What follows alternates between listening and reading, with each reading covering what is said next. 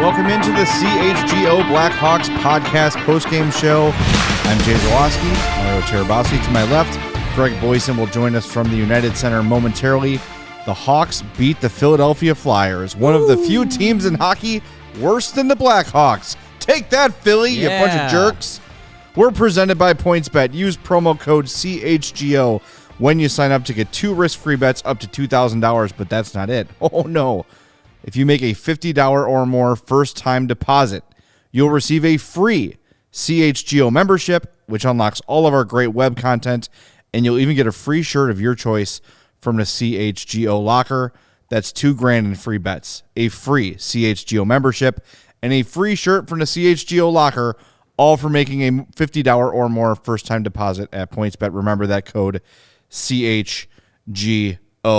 The Hawks score on their first shot of the game, while Mario and I are trying to get ESPN Plus and or Hulu working on our new TVs here at our West Loop Studios. We failed. It was way more complicated than it should have been. Yes, it was.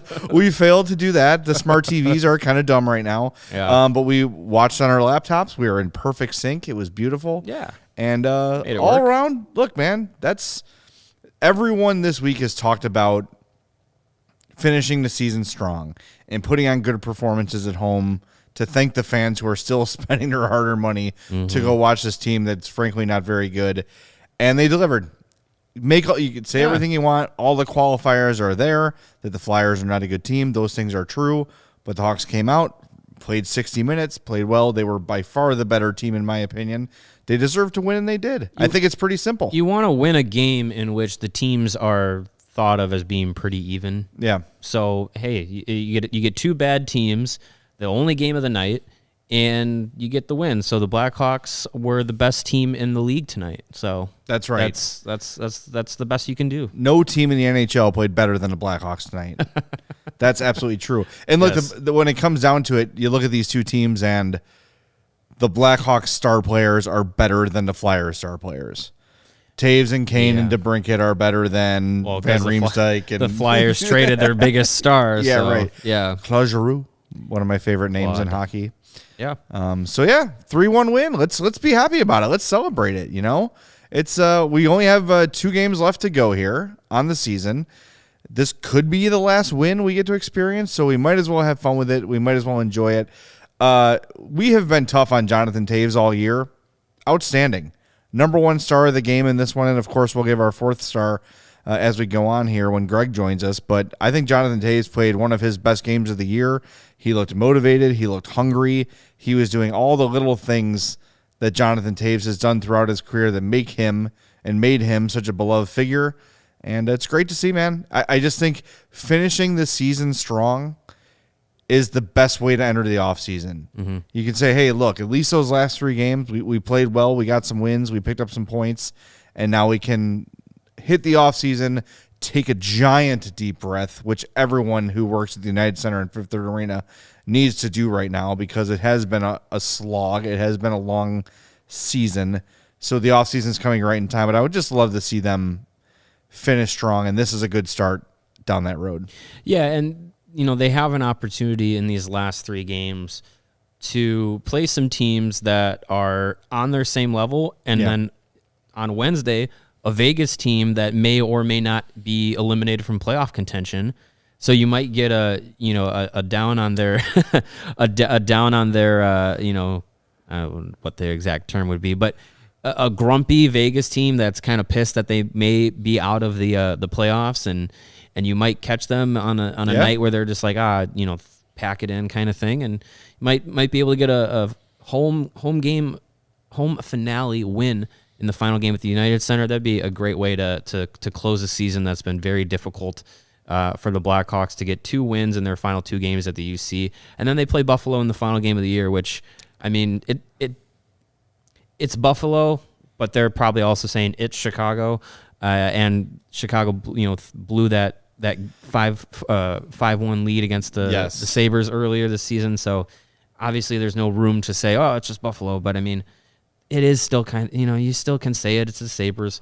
It should be an opportunity to close the season. If they could close the season with 3 straight wins, I mean, talk about, polishing up a turd to end the year. I mean, that would be a good way to go into the off season, and hopefully, we can have some positive things to talk about as we get towards the draft and free agency. We can kind of get a direction of where this team is going to go in the rebuild. All right, I have not taught you about this. Oh, we're going to get to it later in the show, but I do want to tease it properly. I'm going to make a mountain out of a molehill tonight. I heard something this afternoon that got my antenna up, and I will say it has to do with the Blackhawks coaching situation. Jay Zawaski in the chat says there are rumors of Rick Tocchet being considered for the Hawks head coaching job. Your thoughts? Okay.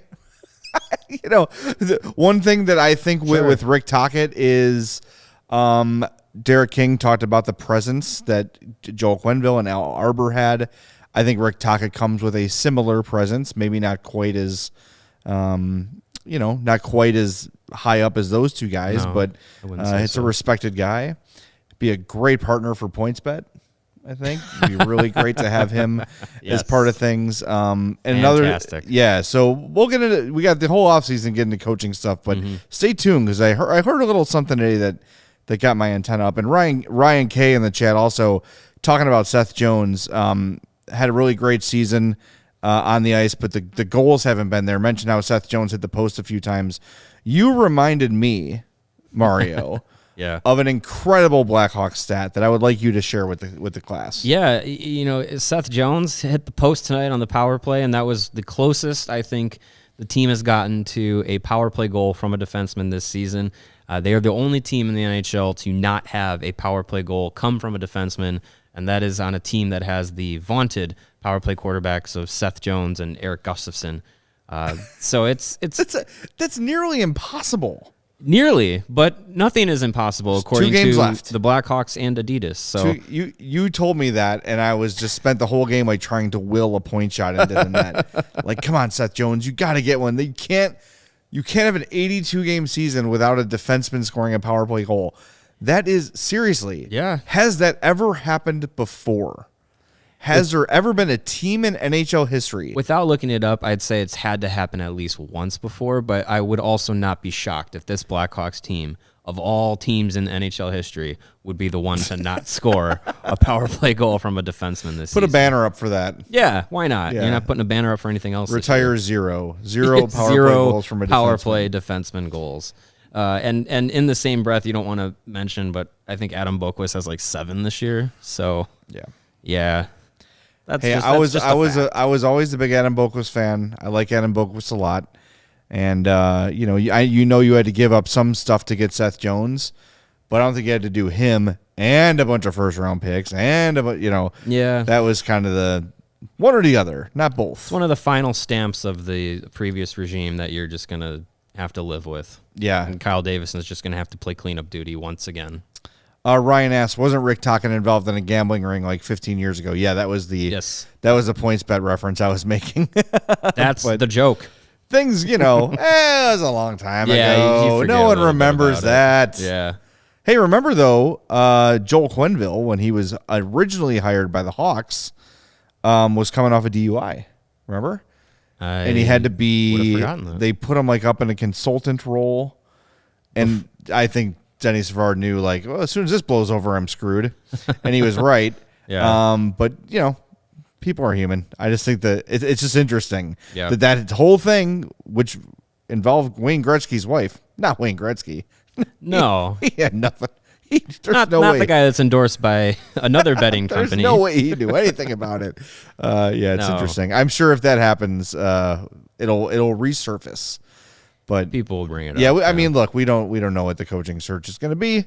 But we don't know if there will be one or if there is one, if Tockett's going to be involved. Obviously, his name is one that can pop up. He's been in the spotlight with his gig on TNT, and with any coaching opening that pops up, the coaches that are on broadcasting duties will usually get mentioned. Tortorella, Tocchet, it happens. So who knows? We'll see what happens. January brings up a good point that it's her opinion.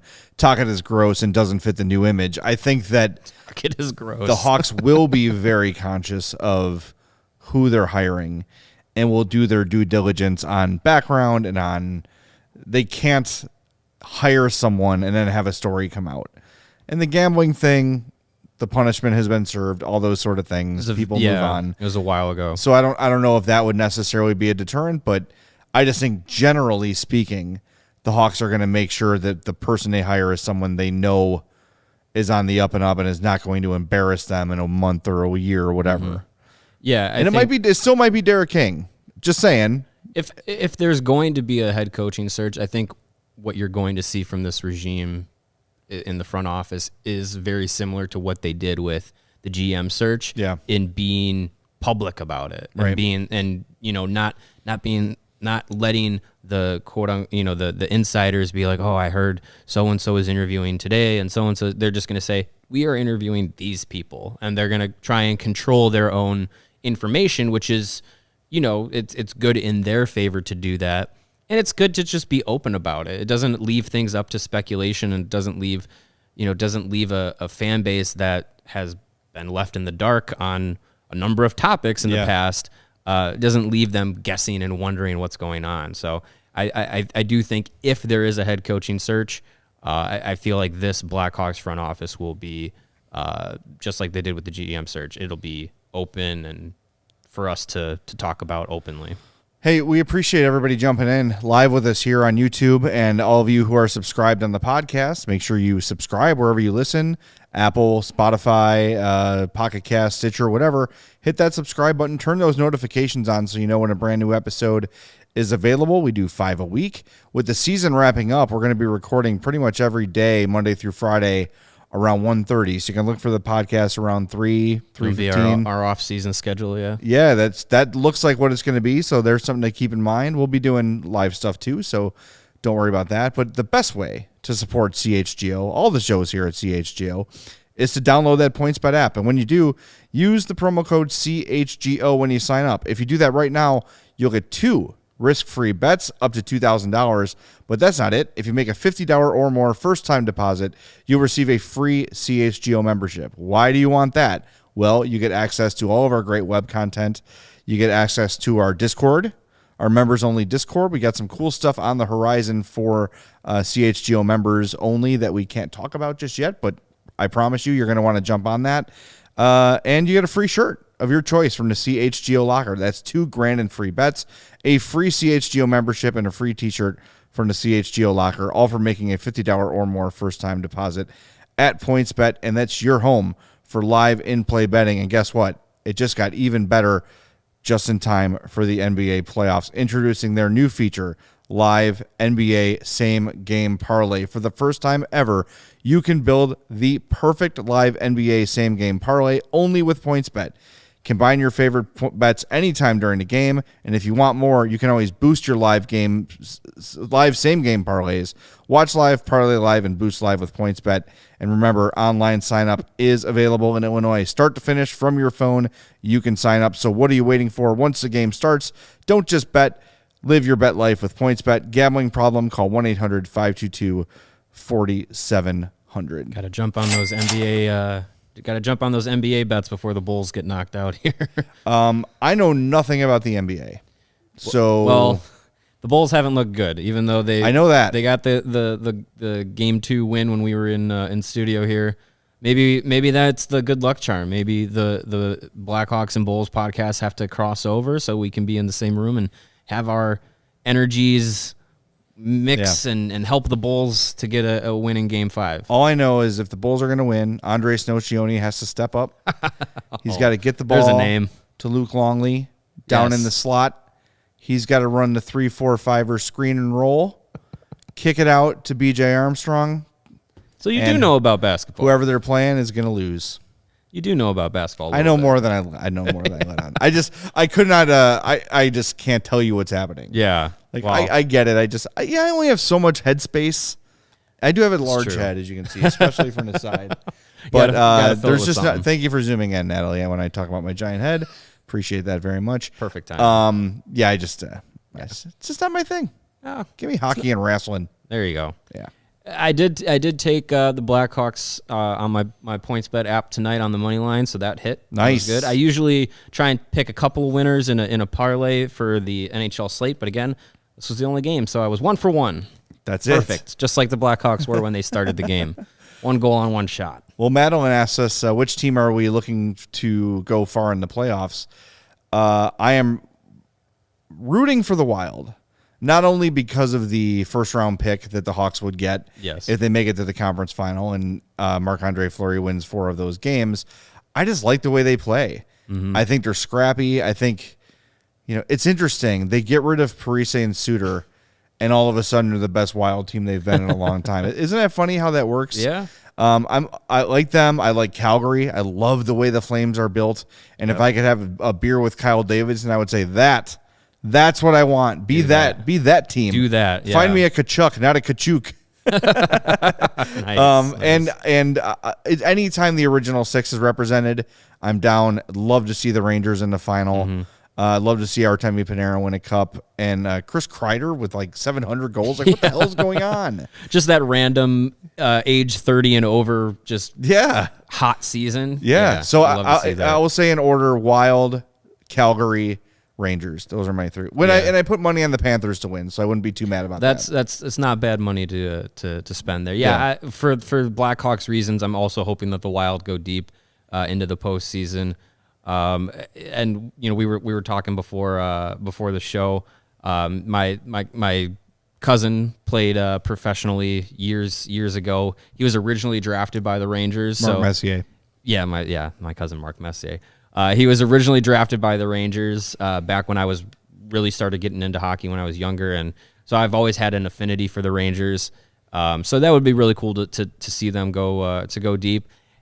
But I won't say that I'm technically rooting for them, but I wouldn't. They're the team that I'm going to be least surprised if they're in the final or end up winning. It's Tampa Bay. They're just top to bottom, the best team in the league.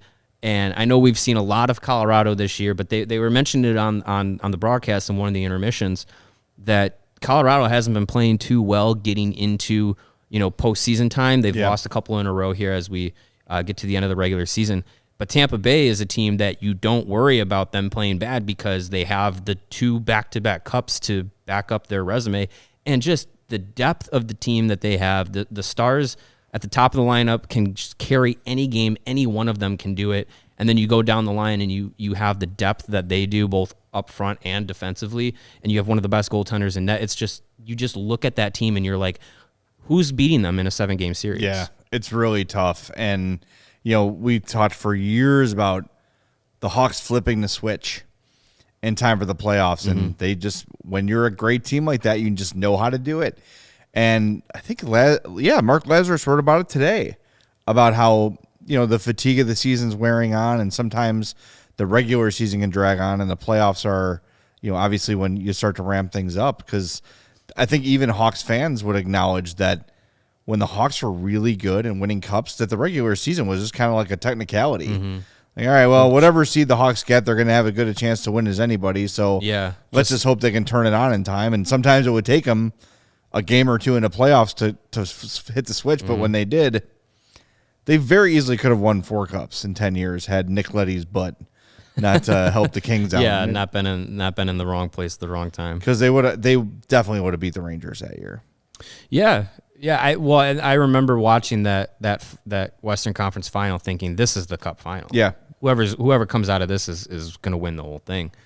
And that was one of the things that made the Nashville series in 2017 so frustrating, because you were just like, wait, aren't these still the Blackhawks that can still flip the switch and just turn it on? Yep. And it was just like they were flipping it, and nothing was happening. Yeah. And it just, that was, we've talked about it many times, but that was just the start of downhill turn for this team, and it's where we're at now. Talking about other teams in the playoffs. Yeah. Not the Blackhawks. That's all right. They'll be back. The rebuild, the rebuild times make the good times feel even better, Absolutely. So I honestly, it's weird to say, and we talked about this a little bit on the last show, where, like, we're going to get used to the losing, but I don't think the losing is going to feel like it's felt over the last month here. I feel like it's going to feel like it's losing with a purpose.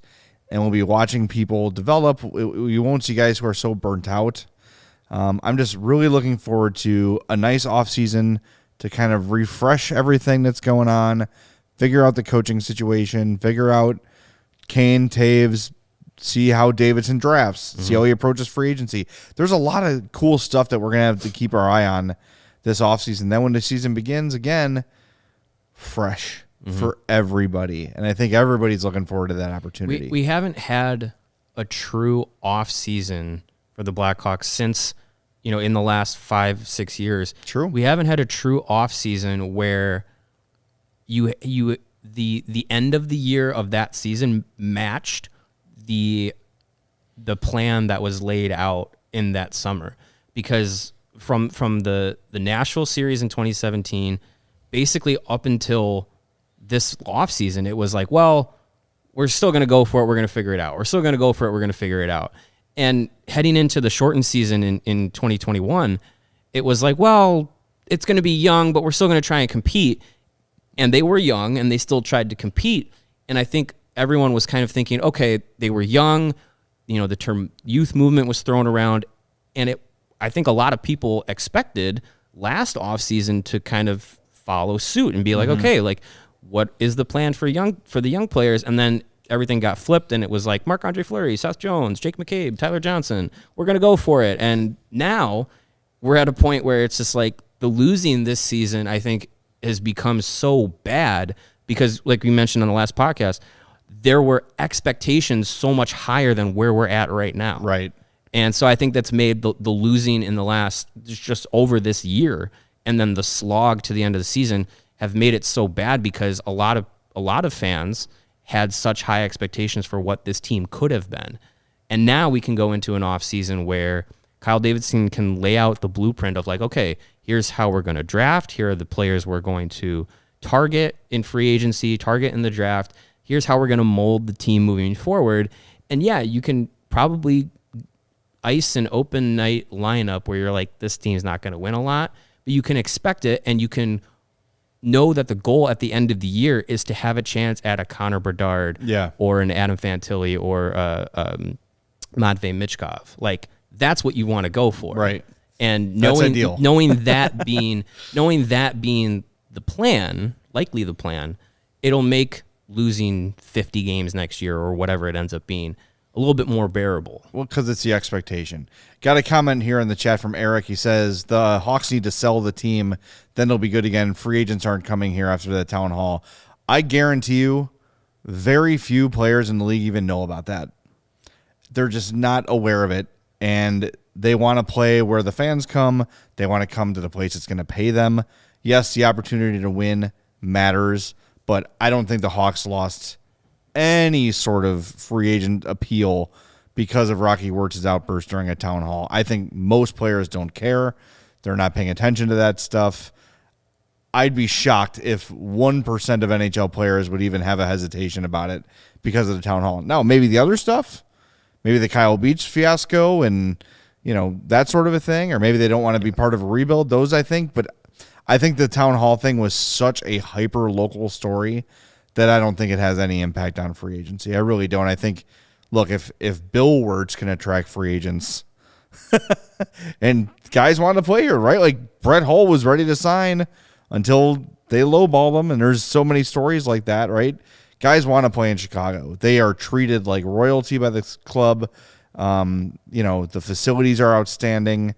This is still a destination for hockey players. Now, we're not going to be seeing, I don't think, Kyle Davidson pursuing top free agents because why would he, right? Unless there's some restricted free agent that's really young that he must have that he feels is the key to the rebuild. That's going to cost him to get something like that. But I don't think that town hall is going to have much of an impact at all.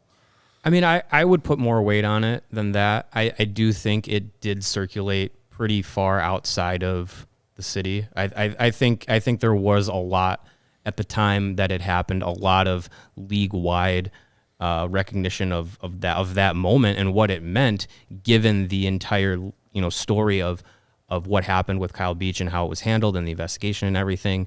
And that's the situation with Kyle Beach and the Blackhawks, I don't think is completely over with the settlement between Beach and Chicago, because there are still some pending lawsuits that may or may not be brought against the team. But obviously that's something we can dive into more this summer if something ends up happening. But I do think it is something that other players around the league would consider. But I think what we have seen is that in the fallout from that, we've seen the front office kind of, especially Danny Wirtz, kind of get out in front again and be like, hey, we're trying to make amends for a lot of the wrongdoings of what happened, and we're trying to do the right things. And in the moment of that town hall, the question in which Rocky blew up was directed at Danny, and Danny was willing to answer it. So it wasn't necessarily that it is still the mindset of all of the Blackhawks front office that is trying to just, brush it aside and move on.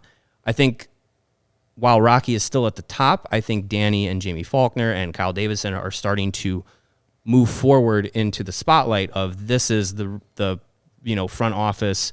These are the front office people that are taking the reins the most. But again, to your point, I don't think the Blackhawks are going to be going after the top free agents and trying to bring in the people that are going to be like those big difference makers. They're probably going to bring in guys who are veterans looking for an opportunity to continue playing in the NHL. Obviously, Chicago is going to be a place where maybe some lower level players still have an opportunity to get some significant time. And you're probably looking at players that maybe are looking for a 1 year, prove it opportunity where they can, like they did with Matthias Janmark a few seasons ago. Yeah. Bring in a guy on a 1 year deal, and flip him at the deadline. Yep, absolutely. That's the sort of stuff to look for. And I want to be clear here. I wish players would care more.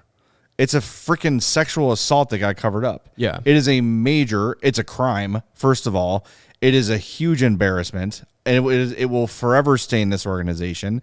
To me, I'll speak for myself, it forever stains those 3 Stanley Cups. It forever stains the legacy of a lot of the guys on that team. I wrote before CHGO launched that I don't think Rocky Wirtz is fit to lead this organization anymore. I'm livid about it. It's embarrassing as hell. I just think, from what I know about hockey players, most of them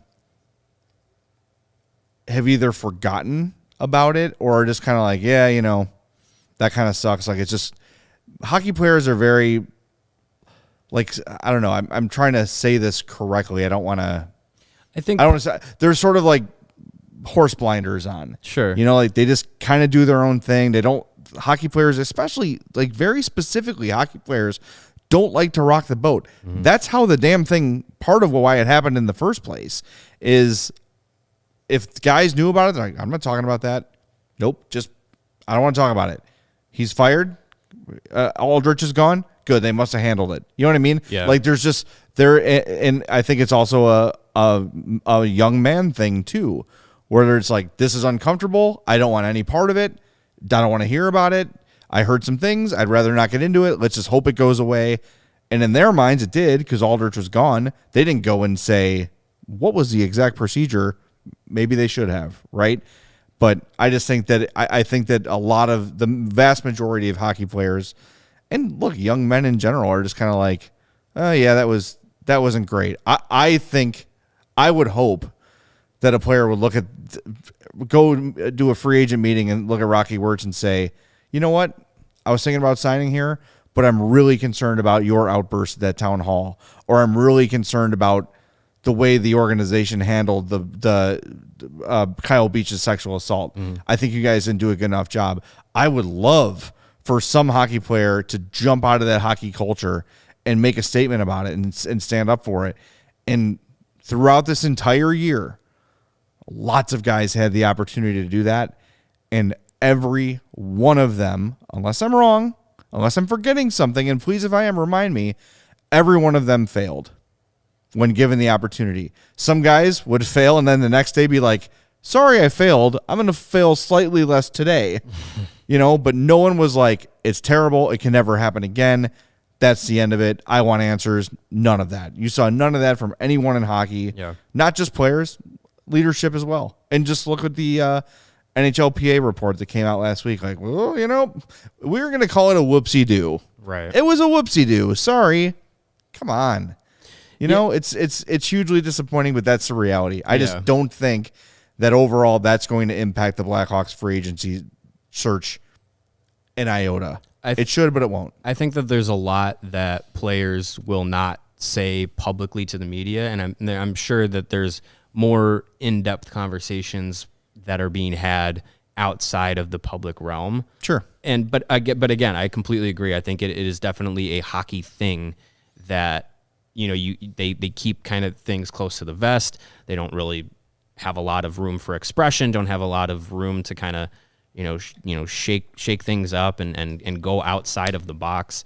And that is something that I want to see change in the sport, and it's something that I think needs to change to have a more open culture within the sport, where it's not just you harbor the same people just because they're quote unquote the hockey people. Yep. And I think that that's something that the sport needs to get better at, and be able to be more inviting to outsiders, outside fans, casual fans, whatever it is, rather than just looking out for their own. Yeah, no doubt. All right, Natalie, do we have the Mountain of the Molehill clip I was talking about? Yes. Okay, so Mario, you've not heard this. And while we're waiting for Greg to go through the media sessions, Derek King met the media today. I'm going to play this cut, and I want everyone to listen to it very carefully and see if you notice a little something in there. This is courtesy of the Chicago Blackhawks. Next year, whoever's in here, they might switch those guys around and have Cat on a different line and have Kaner on a different line. So it shouldn't rattle him. He just needs to shoot the puck more. Do you hear that? You want to hear it again? Was it the whoever's here part? Yes. Okay. Does Derek King know he's done? I mean, next year, whoever's in here, they might want to play Cat on a different line.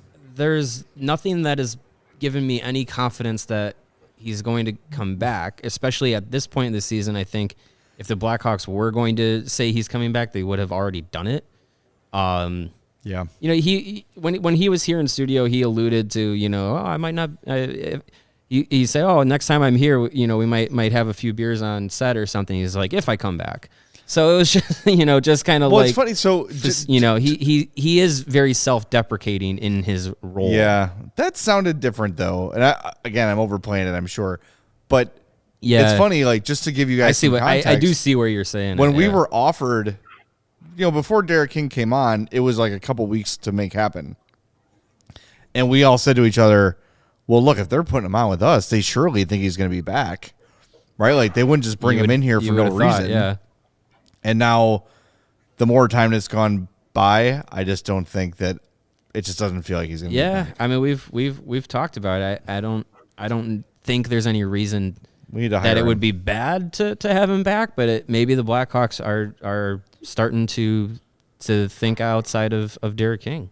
CHGO should hire Derek King if the Hawks don't. All right, before we bring in our buddy Greg Boysen, who is standing by at the United Center, want to let everybody know about our other buddy, Kent Simpson of the Simpson Law Group. He played 4 years of Division II hockey. Yeah, that's pretty impressive. Nice. And in his own mind, he's the leader of the beer league hockey team called Old and in the Way, which is appropriate. I know Kent, and that fits. But after over a decade of prosecuting homicide cases as an assistant Cook County State's attorney, he opened his own firm over 20 years ago, and he specializes in all forms of personal injury cases. So if someone's negligence caused you or someone you love to be injured or hurt mentally or physically, He will take care of you. Call Kent Simpson. His firm's results speak for themselves with millions recovered for their clients. The Simpson Law Group charges no fees unless they win for you. So call for a free consultation, 312-332-2107, or visit SinsonLawGroup.com. That's SINSON lawgroup.com. Don't go offsides. Go top shelf. Call Kent Simpson right now. He will be our legal counsel when these things arise. Back on the old Madhouse podcast days, we had Kent on all the time, and he was super insightful. So looking forward to having him be part of the podcast now and again as well. All right, without further ado, let's bring in the handsomest of the three of us with the glowing locks, the flow, the grace, the elegance. It's Greg Boysen from the United Center. What's up, Greg?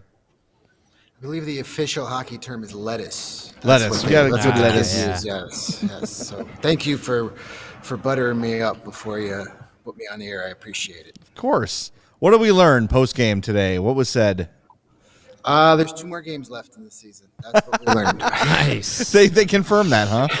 Yes. That was repeated over and over again. The theme of the day that they started off after morning skate was they wanted to finish out the last 2 games at home strong. They wanted to give the fans that are brave enough maybe to come to these last 2 games Foolish enough. a reason.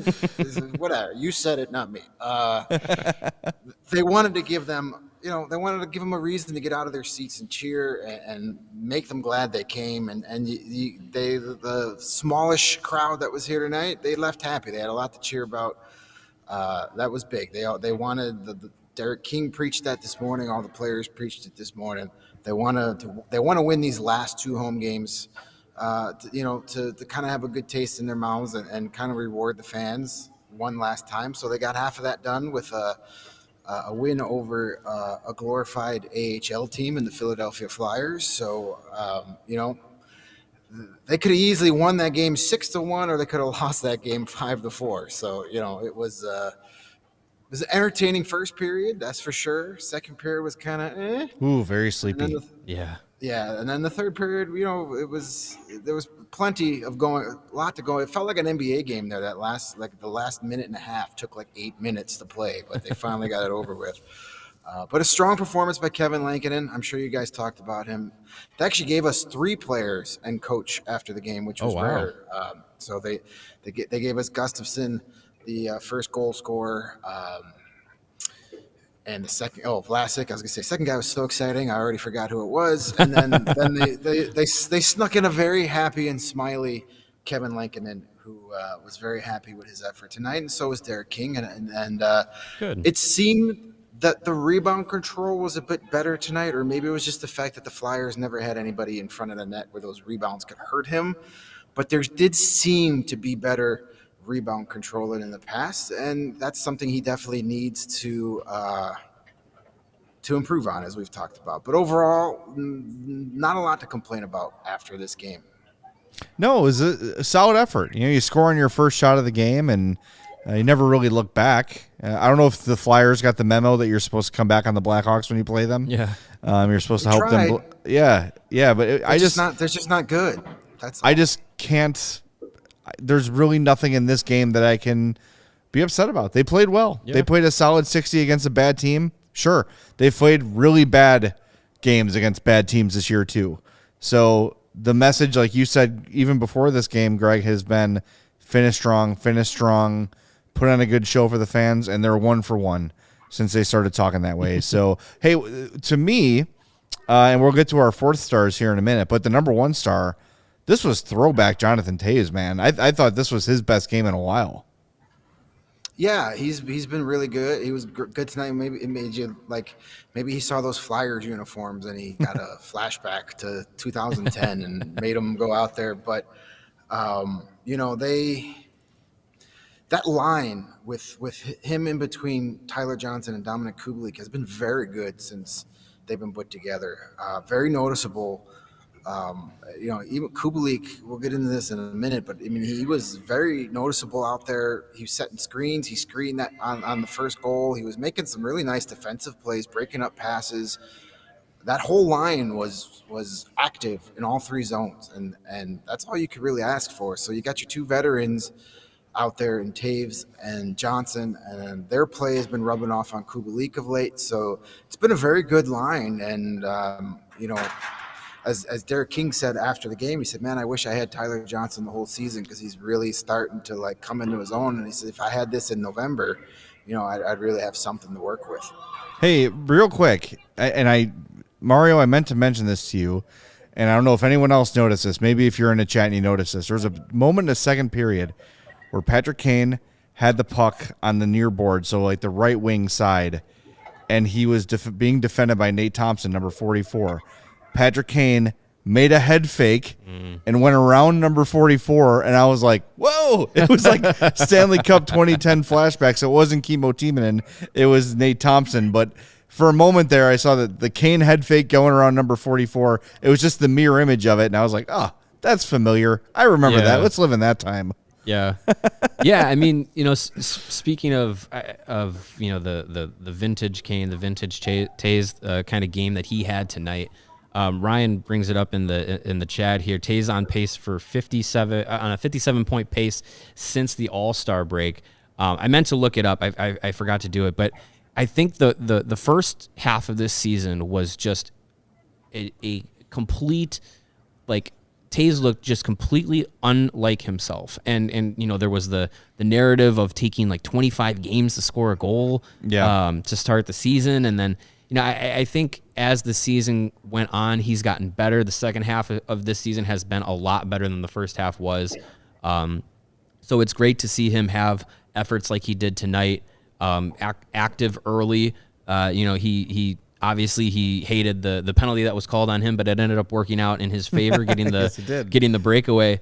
And it makes me wonder, we were talking about it earlier. We can get into it a little bit later too about, what kind of ending Taze might have to his time in Chicago and or his time in the NHL.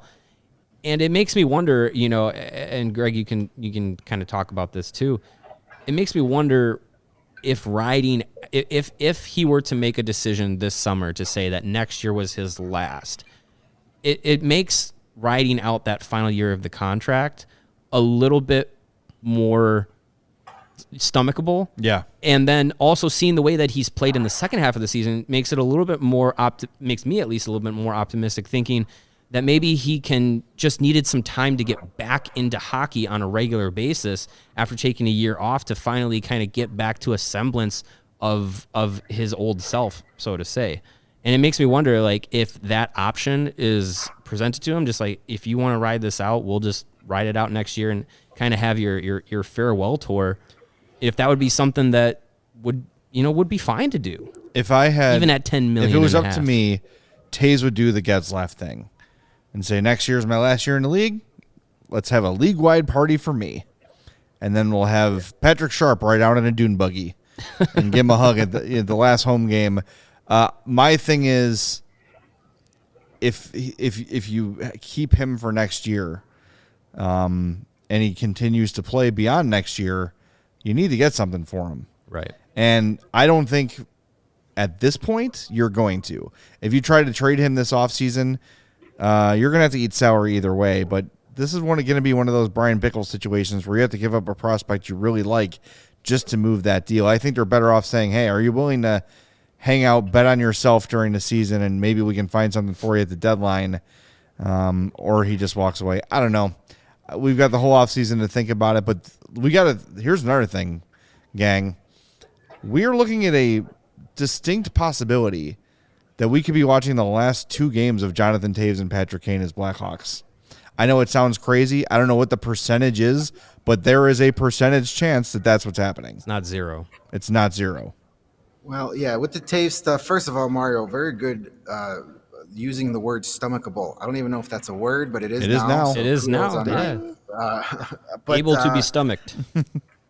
But if Taves says next year's his last year, then yeah, you keep. I mean, you had to move the Bickle contract because you had to pay Jonathan Taves and Patrick Kane. Right. They're not up against a salary cap wall. So if you got to keep them here the whole year because it doesn't make sense to trade a prospect just to dump that salary for 1 year, then keep them here.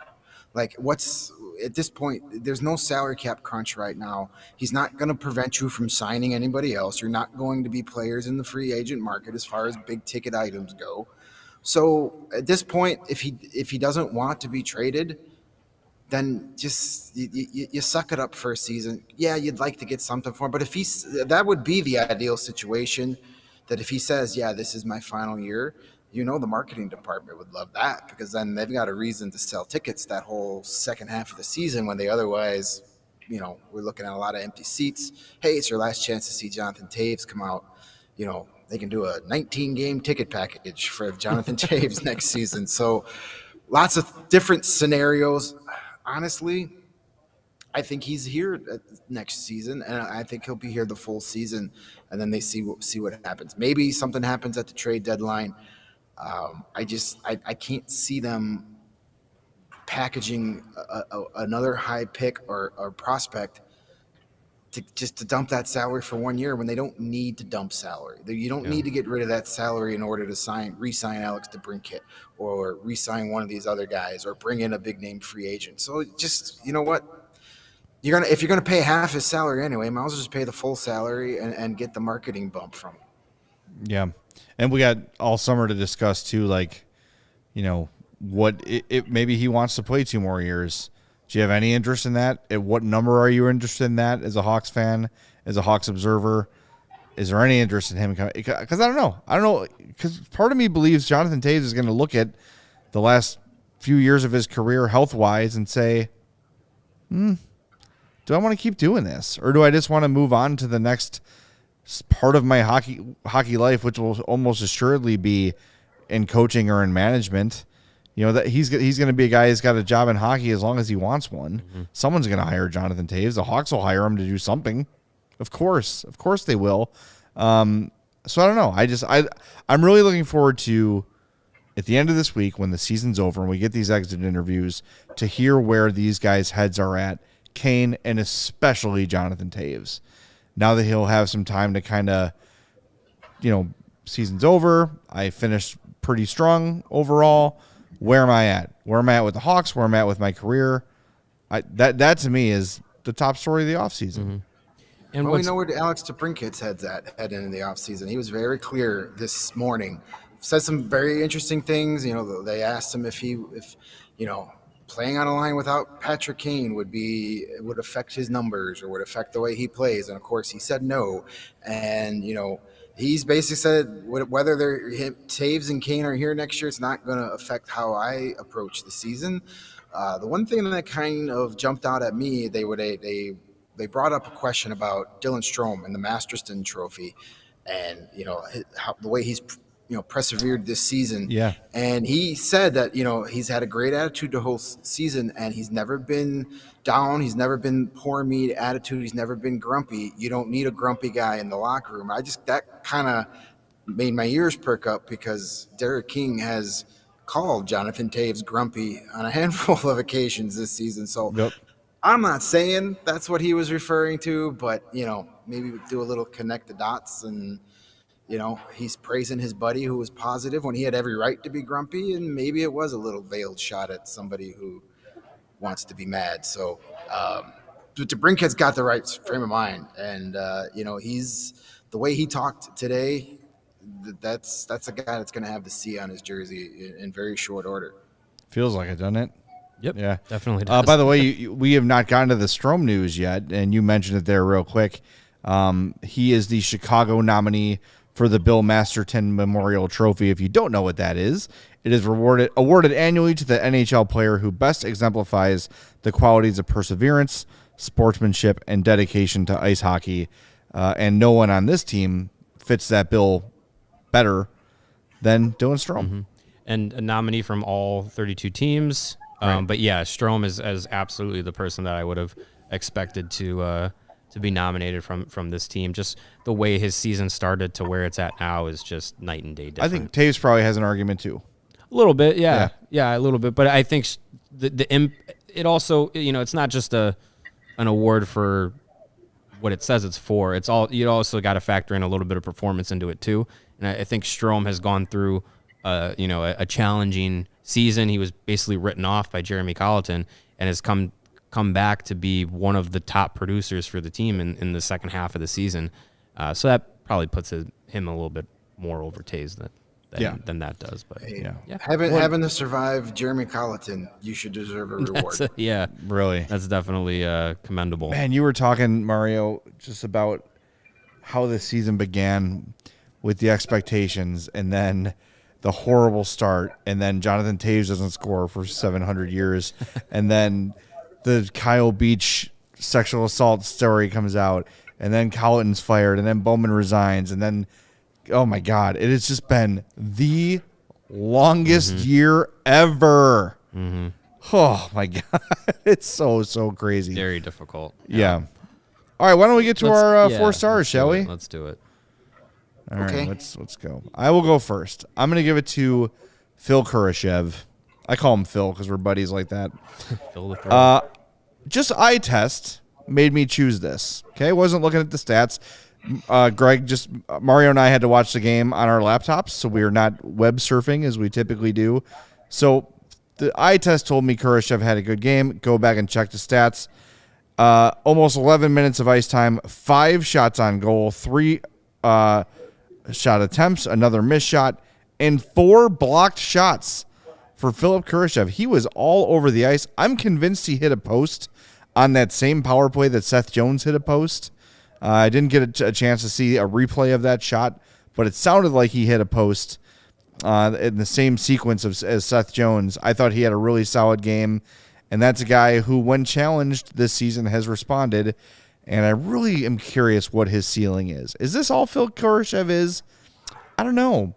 When you look at the skill set, when you look at some of the better games he's played, you feel like that's a guy with some borderline top 6 potential. When he's played in that role, he's excelled. Yeah, I'm really interested to see what's next for Philip Kurashev. I really am. I really liked his game tonight, and I've liked it a lot lately. So he gets my 4th star.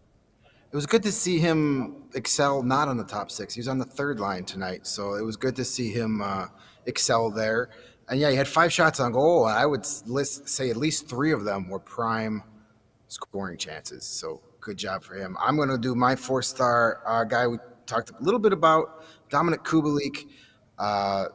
Very noticeable game again today. He had a couple shots on goal. He provided the screen on the Erik Gustafsson goal, the first goal of the game, set the tone early. He made a couple of really nice defensive plays. I think where he really stood out tonight was when he didn't have the puck and when the Blackhawks didn't have the puck. He broke up a few passes, forced a couple turnovers, played a really solid game, and he's been really good since putting in that line. I think maybe the trade deadline moving on really helped him a lot because, these guys all say, oh, I don't pay attention to the trade rumors. We all know that's a little crap. You do. Yeah, of course you do. Of course they do. And that's got to wear on you when every day your buddies are sending you tweets that, hey, you're getting traded here, you're getting traded there. So now knowing that he was going to be able to finish the season here, got put on a good line, finishing strong for him. So maybe that's a guy that we thought was destined to be somewhere else. Maybe that's a guy Kyle Davidson says, hey, you want to come back next year for a reasonable price? Let's see what we can do. Yeah, I would be surprised if that's not the case that could be a case for Kubalik. I mean, you got to think if he's going into arbitration, he's not going to get exactly what he's looking for. It could be more affordable, could be an option the Blackhawks move forward with. My 4th star of the night is someone who I thought was going to be one of the 3 stars, but ended up not being the case. They gave it to Alex DeBrincat, Jonathan Taves, and Jake McCabe, but it was Kevin Lankinen. He had a fantastic game in net, 33 saves on 34 shots faced. The first time he has allowed less than 2 goals in a game for the first time since January. So it was a very long time that we haven't seen a game like this from Kevin Lankinen. Needed a performance like this to have some confidence at the end of the season. I think like you said earlier, Greg, maybe Philly wasn't able to pounce on some of the rebounds that Kevin Lankinen was still giving up, but I think that there were some better control from him tonight than we've seen in recent games. Still a little fish out of water floppy at times, but I think that's kind of what you're going to get with Kevin Lankinen at this point. And he needed a good game, and he played a really good one. So he's my 4th star, and again, surprised he wasn't one of the 3 stars. All right, so we got our 4th stars of the game. Who are we going to decide on here?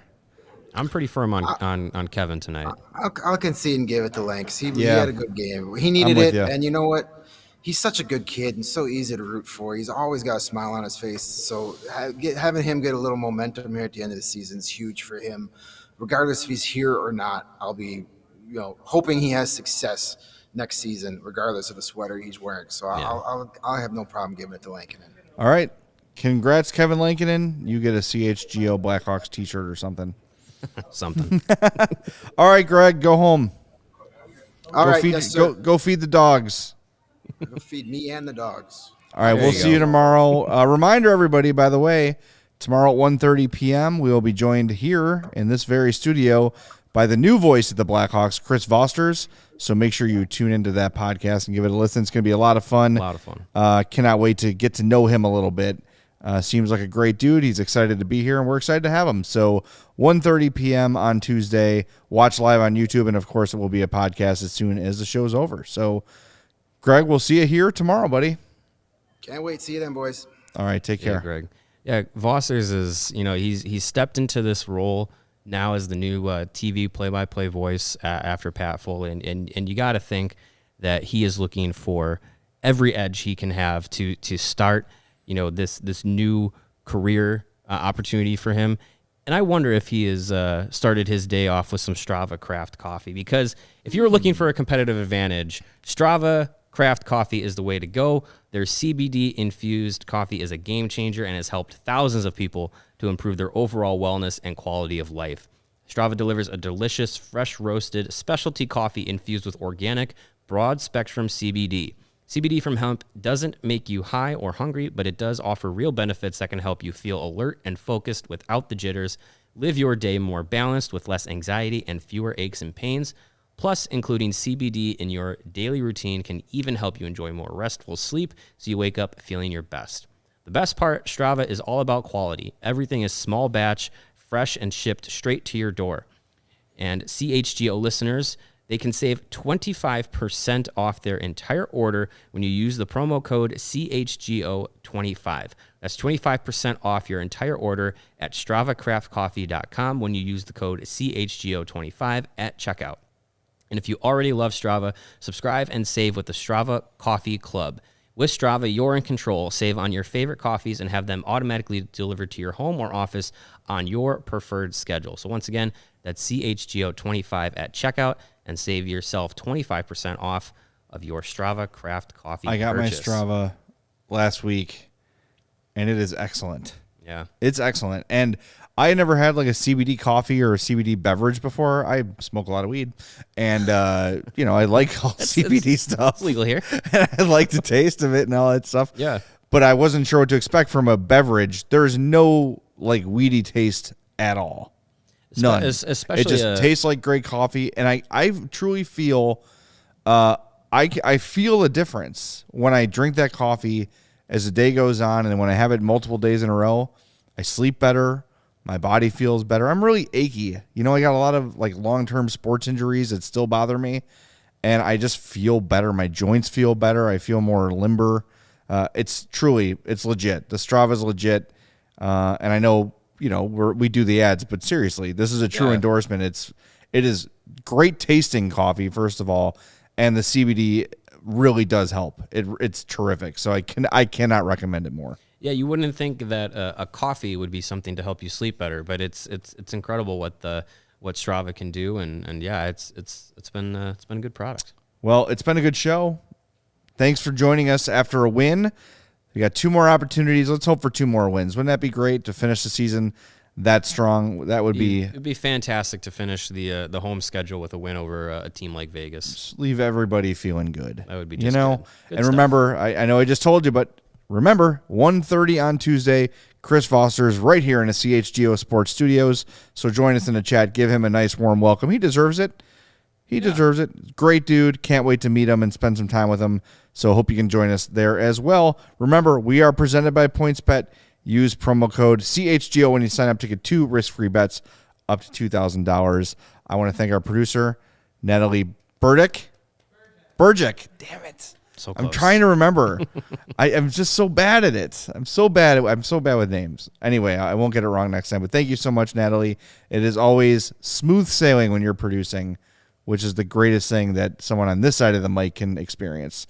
Because I was a producer for a long time, and I was bad.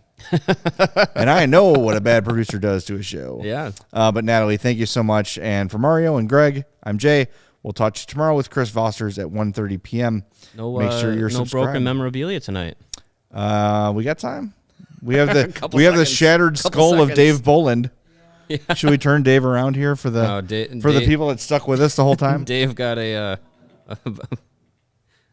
not gonna say it. Oh boy, that's not good. That's a skull splitting headache right there. Zapruder film.